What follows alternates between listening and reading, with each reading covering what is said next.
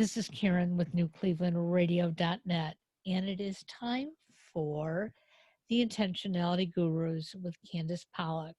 And our subject today is 4 ways of being as me. And before we came on, I said to Candace, I think I understand this title because there's many different ways that we can be ourselves, correct? Yes. Yeah. So looking at it, it's like this really reflects the different faces I wore this week. I love it. And you get to choose which one. And for our listeners, it's interesting that the more involved I get, and I'm so glad that I'm the guinea pig every week, because what we talk about, I find myself automatically catching myself and saying, whoa, I can do this way. Or I start going down a path and I go, oh, wrong path. And I turn around and make a different decision.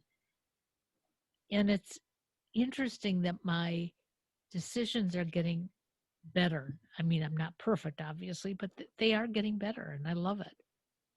Well, the whole point is it's choice. It's your choice. And, you know, before, I mean, I still do it. And we were talking before I got on, or before we went on the air, that I had to apply some of what I teach, but that's always true. And the idea is that we're always evolving. It's like an onion, and we peel away one issue, and then darn it all, there it is in a more disguised form at the next layer down. And then eventually we'll peel that one away. I don't know if it ever ends. I doubt it. Well, I know it won't end. Well, and if it were to end, I would think that we're probably, if not 6 feet under, close to it. So, so take me down this path today. Okay, so just for those who this may be one of the first calls on this topic they've attended, or just for a little orientation, everything we're going to talk about today comes from the book, The 15 Commitments of Conscious Leadership. And leadership can be in the context of business, but it's also in the context of leading ourselves in our own lives and basically catching ourselves in a moment and making a decision. Do I want to do it habitually the way I've always done it, or do I want to maybe take a different path on it? All right. And so we've covered some of the concepts in the book, and the book is really meaty. And I think I've told you in prior podcasts that when I first picked it up, someone recommended it. And when I first picked it up, it was a little daunting because of its meatiness. But I persevered. I'd like to outline books that I'm reading of this ilk. I mean, I don't outline, you know, like Jane Eyre or something like that, but I did that in high school. But the idea with these is to help me, one, remember them, but also then how can I apply it to people I'm coaching and or my own life, obviously. So we've talked about above the line and below the line described in the book. So these are just forms of consciousness or awareness. Are we below the line, which means we're being defensive, we're committed to being right, and we are feeling like a victim. Things are happening to us. Above the line is we're open and curious, and we're coming from a perspective of what can I learn here, okay? And it'll never be one or the other. We're not going to arrive at one. We'll always be fluctuating. But the point is, it's that fork in the road that you were describing that you can say, whoa, you know, hold up here. I'm a little below the line today, or a little below the line behind the wheel, or whatever. Apparently my favorite reference, like being on the road. Right. All right. So then we've also covered the first 3 ways of being, the 4 ways of the 4. So there was to me, so that's definitely below the line, and that's being defensive, being right, being the victim, closing off others' input, and basically just, you know, shutting everybody out. Right. by me is above the line, so we're open and curious, and we're trying to figure out, just in our own heads, what can I learn from this? How am I creating this and, you know, perpetuating it? Through me, which was the last one, is above the line, and basically it allows us to notice something beyond ourselves. So it's not just I'm in this moment or I'm in this situation, but there's something else that's kind of showing up for us, and in addition to ourselves, and we let go of control and just let it kind of pass through us. So it sounds a little esoteric, but you know, we did cover some of that the last time. We're going to be a gateway to something else. All right. So Okay. we've got a handle on all that, right? Sure. Okay, so now we're at the fourth one, the last one of the four, and it's called ASME, ASME. And it's above the line, form of leadership, with a sense of openness and oneness and a completeness, an absence of me. And so we're you know, this sounds a little woo-woo or Zen, not that there's anything wrong with either one of those, but there's nothing lacking. We're not striving, we're seeking, we're not missing anything.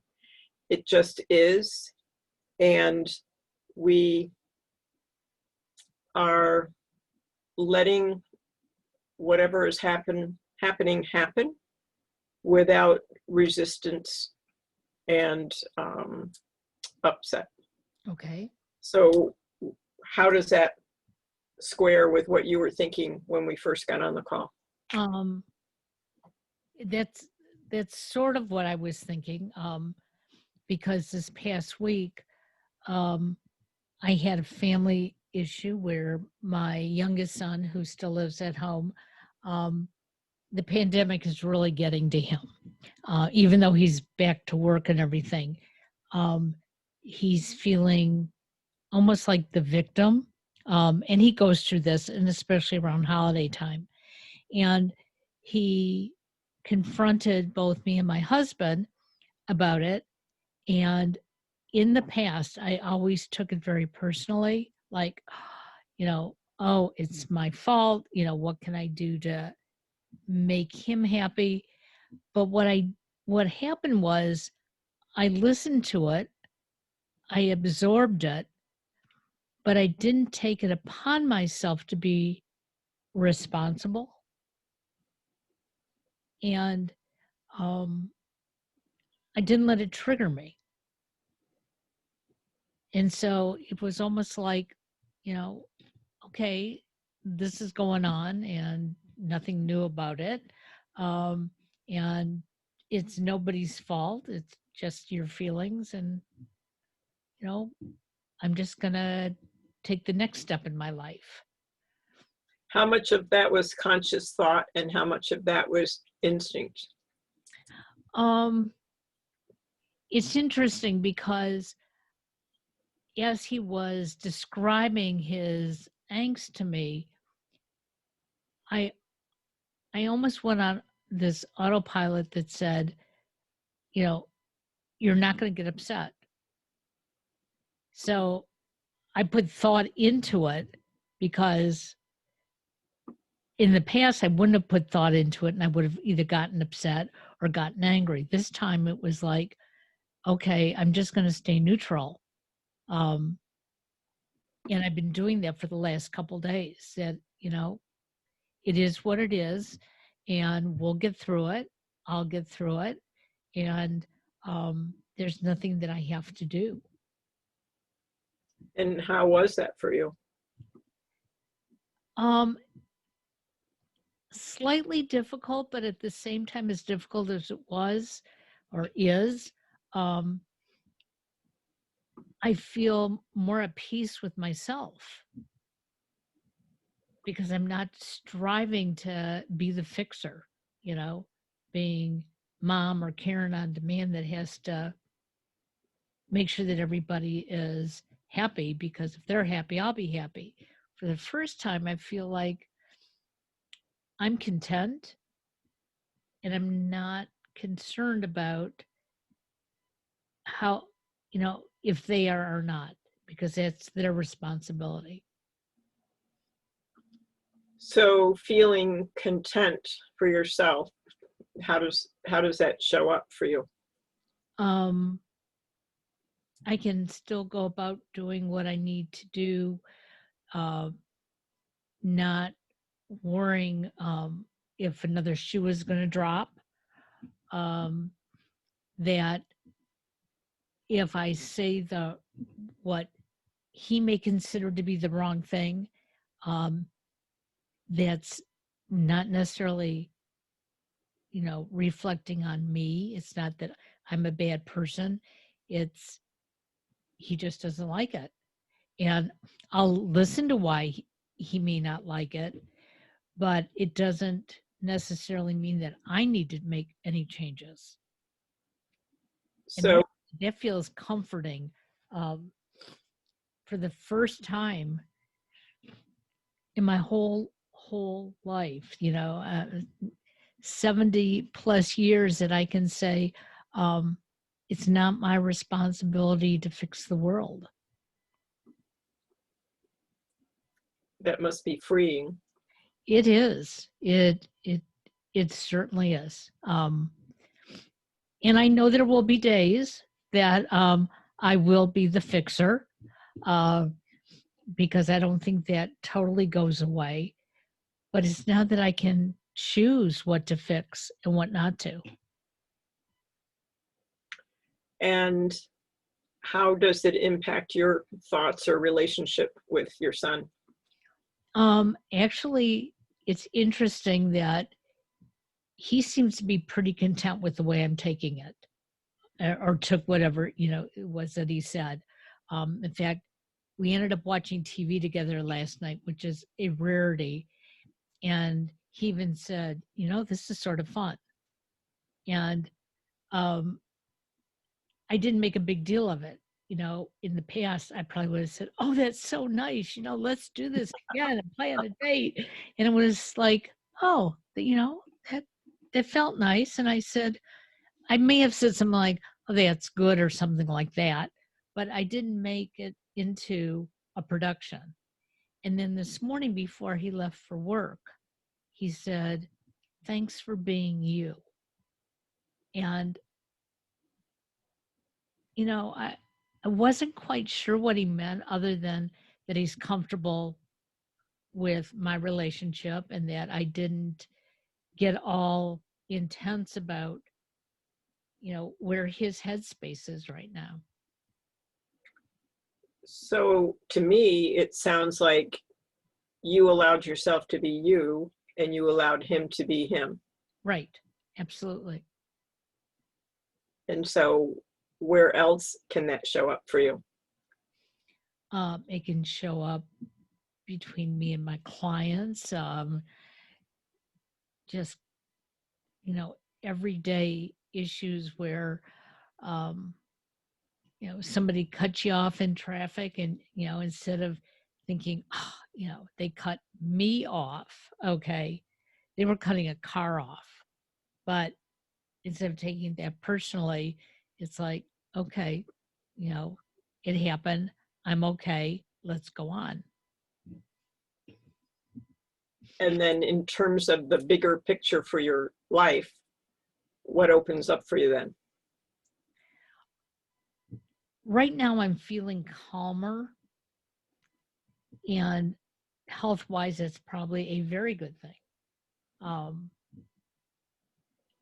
it's like yesterday, um, very interesting amidst all this. I went grocery shopping very early in the morning, and then I came out to my car, and my car wouldn't turn over. Mm. And there I am in, parking lot of the grocery store. My husband's on a job over an hour away. My son has already left for work, and he's downtown Cleveland. And so neither one of them can come help me. And I had to call AAA. And I don't know if anybody who's listening knows this, but in the past, if you had AAA tow your car, you could ride with them to wherever you were having it towed. But during COVID, you can't. Wow. So here I am calling AAA, assuming that they're gonna have to tow my car, and they tell me, "Do you have a way to get, to the service station or home?" And I said, "No, I don't." He said, "Well, then you're gonna have to call, um, an Uber." And jokingly, I said, "And do you cover that?" And of course they don't. Then as it turns out, my husband actually called me to say that he was on his way home because, um, where he was working, it got canceled. And so I said, "Well, that's a good thing. You need to come you need to come meet me." But the whole time I wasn't getting upset, which is just like not typically like me. It was like, "Oh, okay, this is happening. This is what I need to do. I can't count on certain people because they're busy." Um, and so in the back of my mind, I was thinking about calling an Uber. Um, but I just took it one step at a time without inflating the whole thing. "Oh my gosh, my car won't start. What's wrong with it? It must be costing me a fortune. What did I do wrong?" None of those things even crept into my mind. It was, "Oh, I wonder what's wrong with my car. Well, I'll find out when, they get here." And as it turns out, it was a dead battery. Um, and my battery, it was old, and they said, "You're going to need a new battery." So it got towed, and I got a new battery. So everything you described is the embodiment of above the line, Right. and you were being it either through me or as me, because there was no, grasping or striving or what I can't think, whatever word, but, pushing against or resisting Right. from what you described. Right. So what would be possible if you could do that all the time, although that would be striving? Yeah. Um, if I could react that calmly all the time, um, it would be amazing. And when I say amazing, it would be like take the world off my shoulder, never have to feel like I'm making a mistake. So I know that's not going to happen. Okay.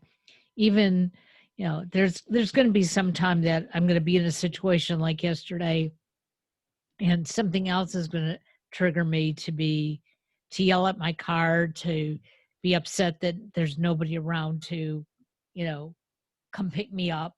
Um, but knowing that I've done this once and sort of didn't allow everything to creep in at once to upset me, it's like I think I have a better chance of doing this more often, because it was almost like, how they say, before you answer an email that upsets you, give it a 24-hour rule. And it's almost like I gave myself a 24-second rule. It was like, okay, you know, get your breath. Now go on to the next thing. And it just seems so easy. Yeah, I mean, that's the interesting thing. And what you described as meta learning, that idea of I've been through this before, I know how to handle this kind of a situation. I'm not going to run ahead with worry or go back into the past and beat myself up about who knows what. I'm, Right. I'm just going to deal with what's in front of me. Congratulations, that's huge. And it feels good. And I've shared it with a number of my friends who, you know, get a lot of anxiety like I typically do. And they said to me, "You do that? You can get upset?" Without And I drugs, said, "Pardon?" without drugs. Right. And it was like, yeah, because there's something that just, like I said, triggered me that said, whoa, you know, it's not, my husband's fault that he's on a project an hour away. And I'm glad he is, because that means income and it means he's happy and he's working. And my son has a responsibility and he's being responsible, going to work and being there on time. So it was like those things like sort of made me realize that, well, you can't expect them to, jump because you need something. And if I had thought long and hard about it before I even called the Uber, there were probably a number of people I could have called, you know, and probably would have come and picked me up and either taken me home or taken me to where my car was. But the fact of the matter is that something said to me, okay, just take it one step at a time. And, I was prepared. If my husband hadn't called, you know, I was only 10 miles from home. So, how expensive is that Uber going to be? You know, it's no Yeah. big deal. Well, what I'm hearing from you is that you've gotten to the point where this is more of an instinct than a conscious thought. So it is more on the spectrum of as me. Right. And you identified the meta learning that I've been through this before. And you can savor those moments when you are able to do that approach so that we don't get hijacked by our darn it all. I mean, here was a series of inconveniences, unfortunate events, and you don't have to be triggered by it, because the triggering would have done what for you? Oh, I probably would have been crying and yelling at the AAA guy, even though he got there early. Probably would have been upset that he got there early rather than, on time. Um, but there have been a lot of triggers. And, you know, as we're talking about this, I remember another time when I was still a teenager that I had a flat tire in my dad's car. And this is before cell phones and everything else. And I was on the freeway. And I had And a how truck. do we manage then? Yeah. Yeah, what a day that was. And it was night and it was snowing. Oh boy. Okay. Um, but I had a trucker who stopped and I didn't have a good spare in the car. So he helped pull my car over to the side of the road. He put flares around it and he told me to jump in his cab and he would drive me home in this big semi. Mhm. I thought nothing of it back then. I did it. Okay. But I walked into my parents' house crying hysterically about what had happened. And my parents, when they saw this big trucker uh, drop me off, they started yelling at me. Like, did you ride on the rim? And did you, what did you do? And it was like, I'm here, like, what did you want me to do? Because if I would have stood out in the freeway, I mean, nobody would have been able to have helped me unless the tow truck had come along. But I've remembered that every time I've ever had a car situation. But yesterday, that didn't even think of it. I wonder if it then you felt very vulnerable, and yesterday you didn't, Yeah, I really think that's it. at the mercy of, and Mm, so on. exactly. Well, some of the other ways this can show up, just like the by me or to me, by me, through me, in our money sector, is that money is a given. It's received with freedom and joy. And particularly in COVID times, with a lot of people struggling with uneven employment and so on. And time is the mindset. I am the source of it. It's an illusion like any other illusion. So what occurs to you when you hear that phrase, the last half of that phrase? It's an illusion like any other illusion. Time. Well, time is not specific. So these things could happen anytime, anywhere, any place. Yeah, and what is it? The Parkinson's paradox or paradigm, I guess it is the task, the time it takes to perform a task expands to the time that's available. So that's why when we're going on vacation or we have a deadline, we can tend to get stuff done, whereas, you know, we have several months to get it done, and we just, you know, kind of, what was that, the grasshopper, just Yep. fiddling away. So it's how we perceive it, very similar to what you experienced yesterday. And then happiness, one of the ways that this shows up with the as me perspective is it's one of the many states passing through me. Okay. What occurs to you then?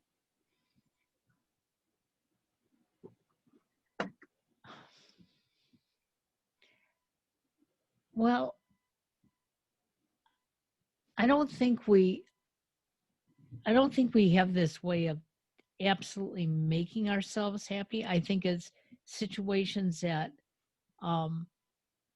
do it for us. So for instance, I can see out my window here and I see, you know, these blue sky and white fluffy clouds. I know it's cold outside, but that sky makes me feel good and happy. Okay. But it's really not doing, I mean, it's not touching me, it's not changing anything, but it's just the look of it. And so it can come in bits and pieces. We're not going to be happy 24/7. And our definition of it, it reminds me of a Twilight Zone episode. Those used to scare me a lot.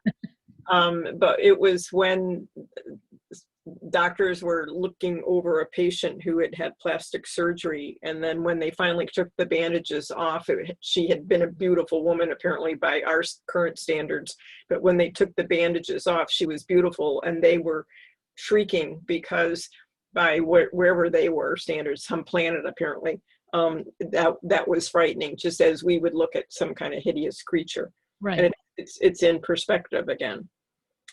And then this one's a little hard for me to think in tangible terms. Leadership from an as me perspective is there is no one to lead and nowhere to lead.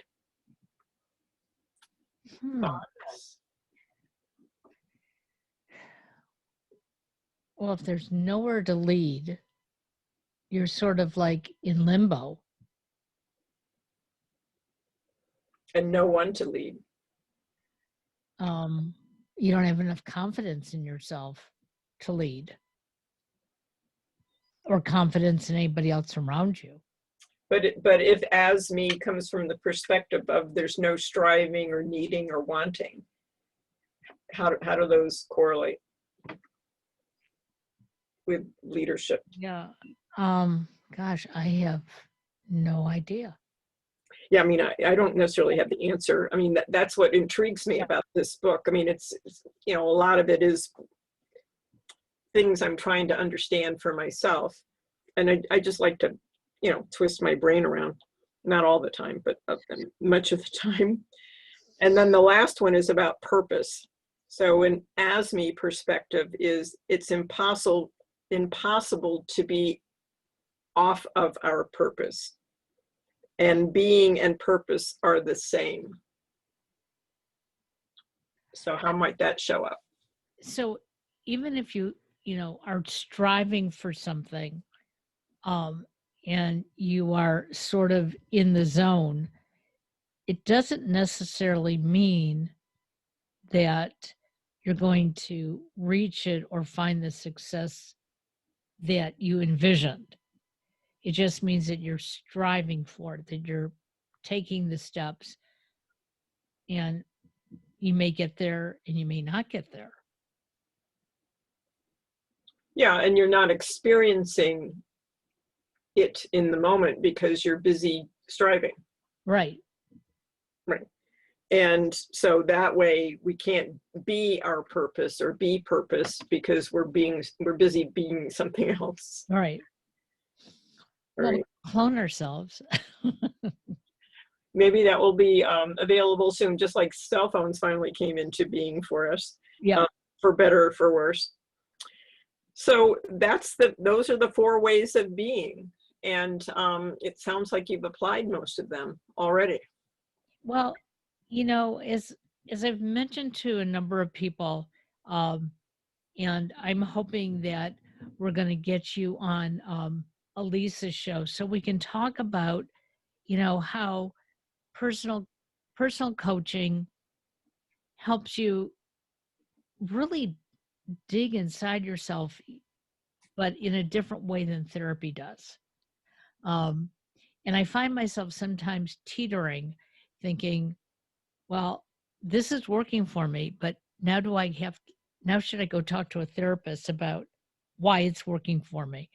Um, but there's, there's so many of us who just strive for so many answers in life. And we let other people tell us either we're right or we're wrong, nothing in between. But what I have found, since we've been doing this podcast is that nobody's telling me if I'm right or wrong. I'm the only one who does that. And I even stop myself and say, okay, this may not be wrong. It's just not a productive way for me to be. Or I'd like to try a different, path.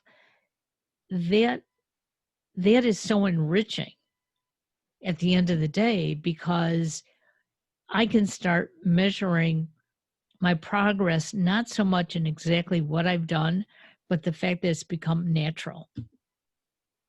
Yeah, it's beautiful. And my instinct is, or at least in my own personal experience, is that when somebody tells me what to do, my reflex still is to resist. I think that's kind of a human propensity unless you're really evolved. And I will acknowledge I'm not entirely evolved, or at least on some days. And but as we've talked before, how this just opens up forks in the road that we may not have seen before, and that's where the choice is. And the way we hear what others are saying to us may not have the same strength or tone when we realize that we have choices, that we can choose not to get triggered by this or that, or trigger ourselves. So Well, good job, little guinea pig. well, it feels good. I'm hoping again our listeners are getting, some ideas from all this and trying some of these things. And again, don't beat yourself up if you're not totally aware that you've done that, because at the end of the day, when you feel good about what you've accomplished, um, it makes a whole bit of difference. So I'm looking forward to doing this again in 2 weeks, and I'm hoping all of our listeners will continue to listen on all of our different platforms. And stay safe, and have fun with the holidays if we get right. Absolutely. Okay. Have Thanks. a great day, everybody. Bye Bye bye. bye.